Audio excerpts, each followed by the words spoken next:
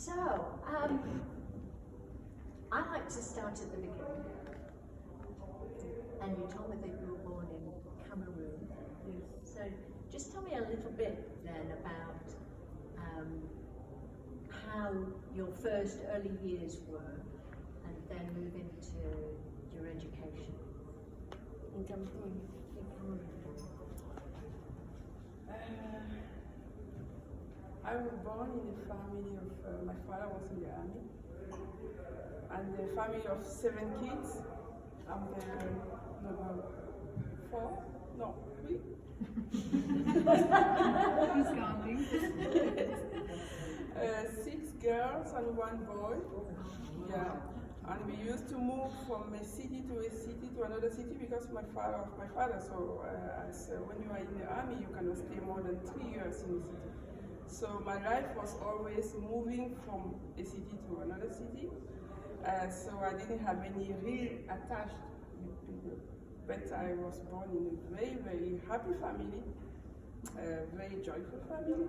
And that's why I'm the way I am now, I think. And so, what did you study in the beginning? Yeah, I studied law, 4 years of law, private law. So when I arrived here in Luxembourg, I came here with my legal background, and then later on I studied finance, just to improve my knowledge, because here in Luxembourg everybody is in finance, so no choice. Yeah. So you started off. Can people hear me? Yes. Yes. We can hear you well, but we can't hear you. Okay, should I use this? Yes, please. So you started life. You were one of 7, and you were very happy, joyful, and then you came straight to Luxembourg from Cameroon. No, actually, when I left Cameroon, I moved to France because my first husband, at the time, he was my fiancé, and he was French, but not far from Luxembourg, here in Thionville. So first I was in Thionville for 6 years, and then I moved to Arlon, but I was working in Luxembourg. And from Arlon, I decided to move to Luxembourg definitely. So you were trained in law, but you decided that you would go into finance because everybody goes into finance. So what happened then? What changed your mind? I think even 25 years ago, when I finished when I was still at university, maybe when I was finishing my bachelor, I already knew that law was not for me, because I had an internship. I had an uncle who was a lawyer, so he took me for 6 months internship in his cabinet. And after the 6 months, I said to myself, no, it's not for me. Yeah, because it was a kind of disappointment. I thought that I would become a lawyer, going to the court, and then just being the best. And finally, I found out that I have to learn, and then I have to stay in the office, I have to read these books, and it was a bit boring for me. But I said to myself, one day I will start my own activity, but I didn't know what. I just said, okay, one day. But when? One day. Yeah. So you moved into finance, somewhere else that you were just reading books and numbers. So where do you think you got this idea to be more creative? I think it's probably my nature. Because I don't think maybe something happened in my life at the moment. I can't imagine that when I finished my studies in the first part of my law degree, I work in design with a designer. She was an interior designer. And maybe that had a kind of influence on me. I don't know. But I always know that I would change. I won't stay all my life in an office behind my screen doing the same thing all the time. Yeah, I think it's my nature, just my nature. So you're working in the fund industry. Yeah. and you went on holiday, I think. You went on holiday and had some time for reflection. Yeah, it's a long story. I think my husband there is not happy until now. He always said I made a mistake, but it's my choice. No, actually, when after 15 years, I was already thinking of leaving my job. But I didn't know what to do, so I said, okay, maybe I will improve my knowledge, my English speaking. I was at that time I thought of just going to the UK for maybe 6 months or one year, and then finally my colleague Jana, she managed to convince me that it was not a good idea. And I continued to work, and after 2 years I said, okay, now I really have enough. So I stopped, but I still didn't know exactly what I wanted to do. So I decided to go back to school, and that's why I did this Master in Banking and Finance. And after during the Master in Banking and Finance, I went to New York for part of the studies. And then I discovered some art galleries in New York. When I came back here with my husband, we started to visit some, we were visiting galleries in Paris, museums. And finally, I think I find my way. I started to say to myself, maybe this is what I want to do. I discovered art very late, but I started to really like the art. So I continued to work until I was working for a law firm. And I was a bit shocked because the law firm is well known in Luxembourg to have a good exhibition, very nice exhibitions, and they organize some vernissage, but they never invite employees. So it was just for the clients to see the pictures. Exactly. And the offices are really boring.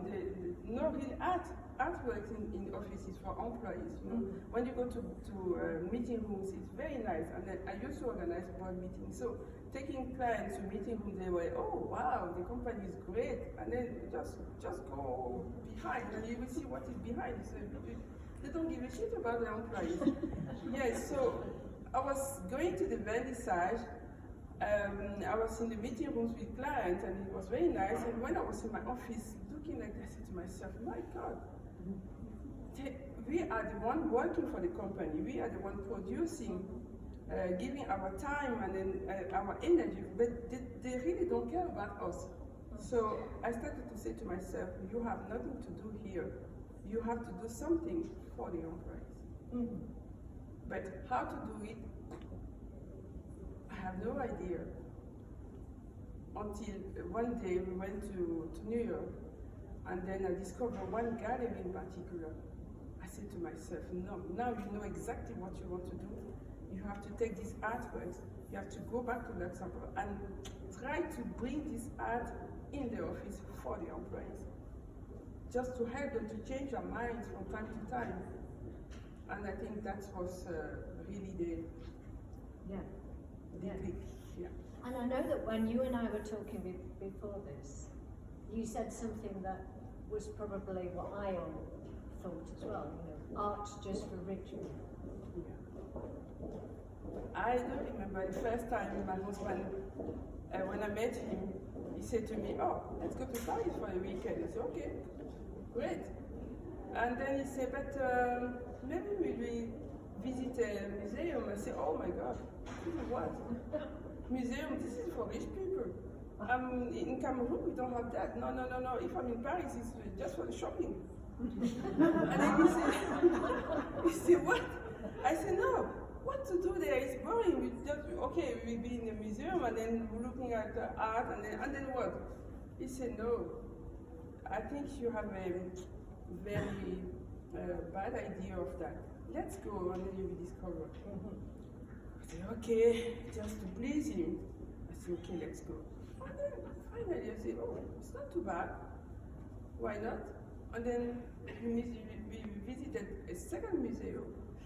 And then after 2 months, 3 months, let's go to Paris again. I said, oh, okay, let's go again. And then that's how I think I started to like what I was seeing, and then some artists in particular, like Kandinsky, when I discover his artwork in the museum, I say, oh my God, what is that? I really, really like Kandinsky. Is like, I hope that one day I will be able to buy one of his paintings, just to have that in my house. But it was a kind of revelation. See what I mean?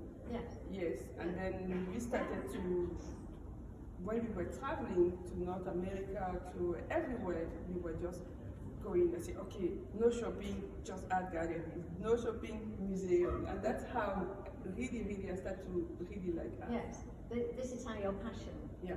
came. So there's many people who are probably interested in how on earth do you start an art gallery? I mean, do you get any financial help in Luxembourg? How did you start? When I decided to stop, I said to myself that I need to have some basis, maybe some knowledge, some kind of knowledge. So I contacted a lady in Paris. She used to give some private lessons to gallerists. So I contacted her, and then I went there for one day for private lessons. So she explained me how to choose my artist, how to expose, how to organize a vernissage, how to attend to fairs. So it was one intensive day of training. So, and then when I came back to Luxembourg, I went to ADEM, because I could have registered at that time as unemployed. So they had, ADEM at that time was organizing some, a program, what they call Fit for Entrepreneurship program, just to help people to start their business. So I tried to join the program, and then they said to me, oh, you don't need because you have an experience, blah, blah, blah. I said, no, I have an experience in another field. I was unemployed, but now I would like to start my own activity, so I need to know how it works. So I followed the program for 6 months, I think, and that was a very good help. And at what point then is this the first gallery that you had? Yes, when I started, I didn't have a gallery because I didn't want to take any financial risk. No.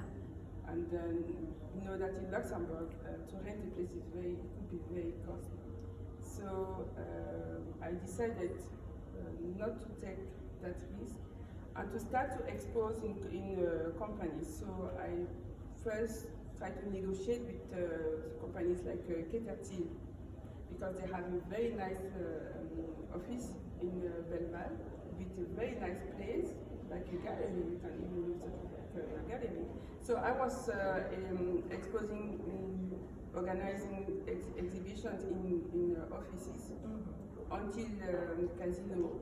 They followed me and they contacted me. They said, oh, we like what you are doing. We really appreciate your energy. We would like to do something with you. And that's how I'm here now. And at first, everything was great. Everything went really well. Yes. And then COVID hit. Oh my God. Yeah. Yes. When I started, I was just like a plane taking off like this. Puff. Everything was so great, perfect. Sometimes when people they say, oh, you know, when you start a company, you need 2 years to know that you're doing well. I was saying to myself, okay, that's for you, that's for me. Yes, until COVID arrived, and I just after I made the casino, so we signed a partnership, and I decided to focus on African contemporary art. So we were supposed to organize a big event here in April 2020 to launch the African contemporary art in Luxembourg. So everything was ready. We were prepared. The artists were coming, invited, so they were preparing to come. And then they say, "Oh my God, COVID is coming. Everything comes." At that time, it was bon. I said to myself, "Okay, like everybody, we did for 2 months, 3 months." But after 1 year, not selling, You still have invoices because you are independent and we didn't have great help from the state at the time. We managed to pass that period until September now, when the reality is back. So no support from the state, but you still have to survive and you still have to continue your business. But where to take the money, where to get the money, where to get finance? That's where you start to say to yourself, the COVID, okay, it was not only for restaurant and the others, it was also for me. And it hit me very, very, it was very tough. Yeah. So what keeps you going? First, I think my family, my daughter, my husband. Without them, I think I would have, Ruth Gallery would have finished in August already. Yes, because also mentally, when you are an entrepreneur and when you have this kind of problem, you face some problem, you have no one to, you cannot discuss that with friends. It's difficult. So sometimes even with your partner or your parent, your family, you cannot always discuss what is really the inside of your activity. Is very difficult. So for me, it was also very, very difficult until July. I was even thinking of just stopping in August. And one day my daughter, she said, no, Mama, you cannot stop. My husband said, no, you cannot stop. You already try your best. The COVID is not only for you. It's everybody, all the entrepreneurs, they face the same situation. So you cannot just give up like that. You have to fight. You have to continue to fight. And also these artists, they trust me. So they work, they count on me to sell their artwork. And the casino. So I said to myself, my God, all these people looking at me. And then I say, okay. But the most important thing was also, I'm a strong believer, I think it's also good for the mental, for me at least. So I keep praying all the time and say, oh my God, you cannot just drop me like this today. I need your help. I need your mental, spiritual help. And then, so if you put it all together, you manage to find a smile again. And you continue.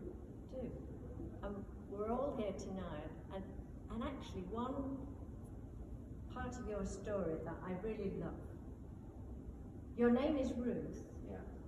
And you told me I didn't like that name. No.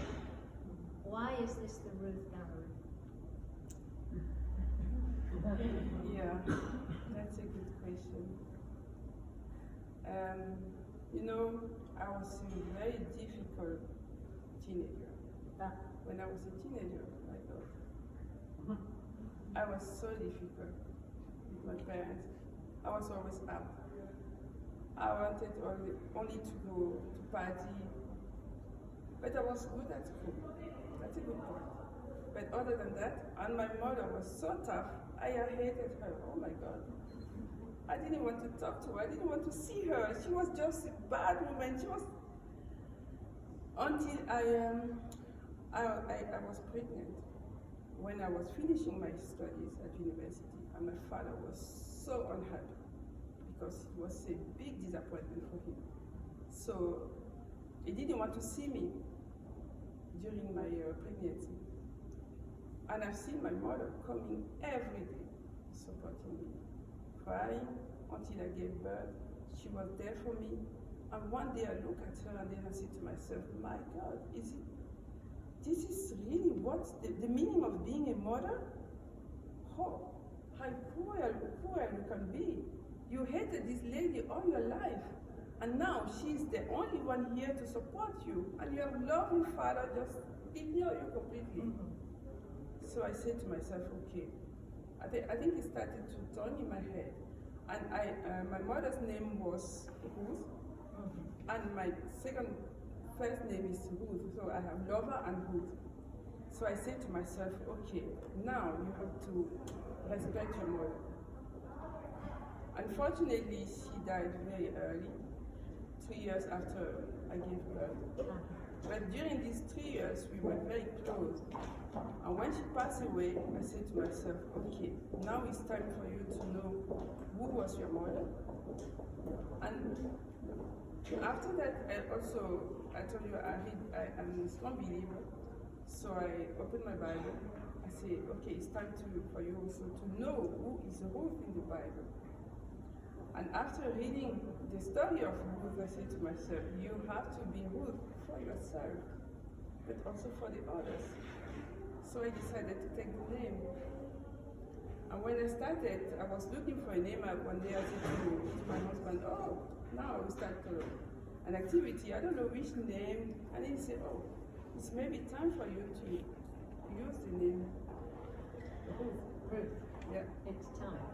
Yeah. It's time. So becoming Ruth then, that was your journey. And we've not talked much about paintings and art. And so if I throw it open to people in the audience now, if you've got your questions for Ruth. Any questions you want to ask about art or her life? How do you select your artists? Yes, how do you select your artists? First with my heart. With your Yes. heart? Yes. I have to have a connection with the artist before working with the artist, before representing the artist. If I have no connection with the artist, it's difficult to represent the artist. And second also is now I'm looking for emerging artists. So I'm working in partnership with other galleries in France or in Germany, for example. So because they have the experience and they have already eyes to have I don't know the word in English, to detect the potential in an artist. So I work with these galleries, and then sometimes they make me some suggestions, and then I travel to see the artist, how he's working, where he's working. I discuss with him before I start to represent the artist. Otherwise, you have so many. You receive so many emails, and then you can work with everybody now. But now I'm targeting only emerging artists with a potential. Thank you. Another question?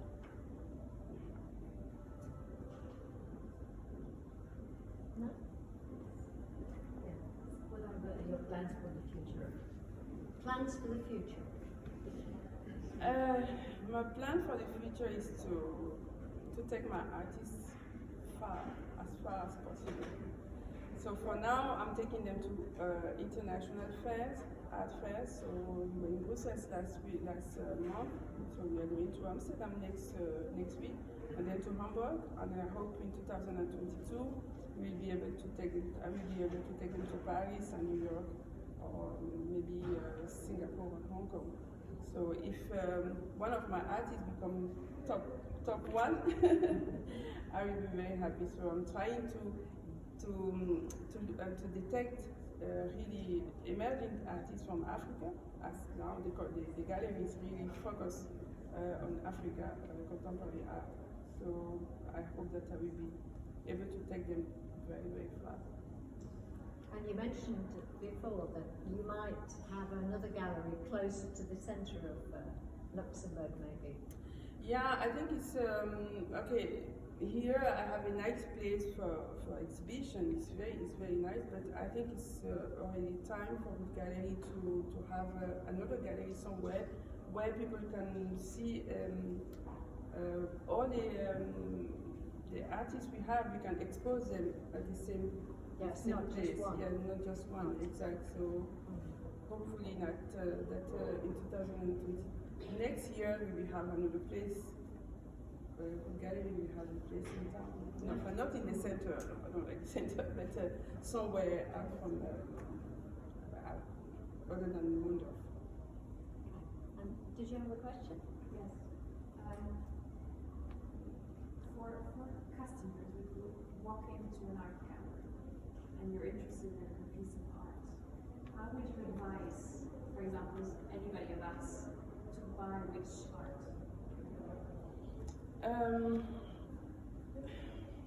It's difficult to advise to someone to buy a particular artwork because the first thing you should know when you buy an artwork, first for your own pleasure, it's for your house, for your home, for your interior.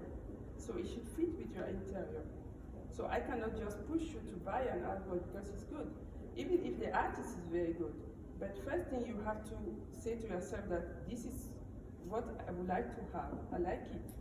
And if you say you like it, then I can help you to understand more about the painting, more about the artist, and also maybe if you want to, if you say to your, depending on your budget also, you see I can say, okay, maybe you can have something, but it's difficult to push someone to buy something in particular. It's better to just follow your heart, and then if you like it, you buy it for your home, and I can help you to have it in your house. How many artists are you currently having? Oh, I think I have something like maybe 10, 12. And they're all based in Europe, or when you visit them, it seems to be sometimes maybe No, a long journey. No, I have some are based here, but let me say, actually, currently I have some artists from Africa. They are based in Africa, but they used to travel here for the exhibition. Some of them are living here already in Europe, but more in France. And I also work with some artists in Israel. They are based in Israel, some artists from Israel or others from Vietnam. But usually good artists, they stay in their country and then they travel from time to time because that's where they have their inspiration. So if they live here, they will lose that a little bit. So it's not only African art? Now I'm really focusing on African art, but the thing is I started with artists from America, from Israel, for example, and from Vietnam. And some people, they like these artists, so it's very difficult for me. I want to stop, but I still have people that, they still want to buy from these artists, so I don't know. I think I won't definitely stop with some of them because they are very good and people like it. How do you find your artists? Where do you meet your artists? How do you find them? Through some other galleries. Sometimes they contact me and I travel to their studio. I travel to meet them, to see what they're doing, how to discuss with them before I can decide to do something with them. So you start with a gallery and then you go and visit them if you like the work? Yeah, all the time. I hardly work with an artist without visiting him in his studio because I have to know. I have a kind another how to say that. I'm more for art et équitable. I don't know how to. They used to talk about commerce équitable, but I'm talking about art équitable. Voilà, fair art, exact. Because these artists, people, they don't know. Usually, when you buy an artwork here, the artist is living in poverty. And for me, it's very difficult, maybe because I'm coming from a poor country and I know how their conditions of life.